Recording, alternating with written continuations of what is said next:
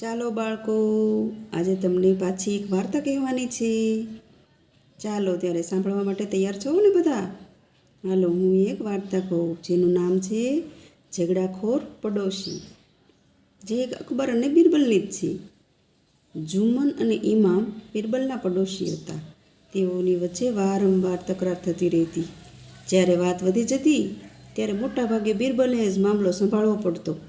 એક દિવસ જુમ્મને અકબરને ફરિયાદ કરી, ઇમામ તેની વાડીમાંથી રીંગણા ચોર્યા છે.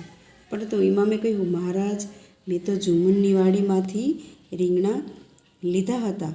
અકબરે કહ્યું, આ વિશે વિગતે બતાવો. જો આ લોકો રાજાને ફરિયાદ કરી રહ્યા છે. ઇમામે કહ્યું, મેં રીંગણા તોડતા પહેલાં વાડીને પૂછ્યું હતું. વાડી રે વાડી, હું એક રીંગણું તોડું? વાડીએ તો કહ્યું, એક શું કામ, બહાર તોડી લે. એટલા માટે મેં ડઝન રીંગણા તોડી લીધા.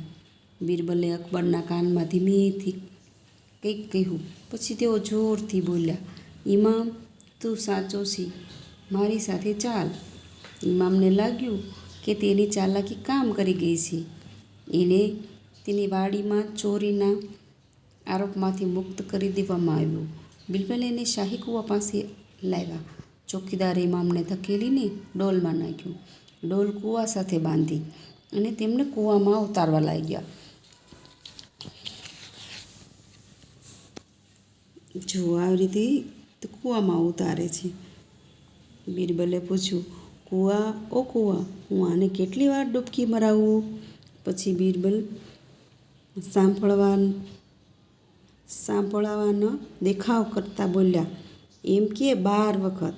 ઇમામ બોલ્યા, મહેરબાની કરી મને જવા દો, હું રીંગણા ચોરવા બદલ માફી માંગુ છું. ઇમામ સમજી ગયો કે બિરબલને મૂર્ખ નહીં બનાવી શકાય. અકબરે ચોરની સજા કરી અને આવી રીતે ન્યાય પૂરો થયો.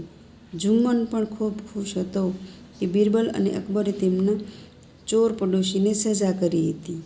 બાળકો, ચોરી કરવી એ એક મહાપાપ કહેવામાં આવે છે. ક્યારેય પણ ચોરી કરવી જ નહીં, એક ગુનો ગણવામાં આવે છે. એટલે બાળ દોસ્તો, આપણે ધ્યાન રાખવું જોઈએ અને આપણા મિત્રોનું પણ ધ્યાન રાખવું જોઈએ.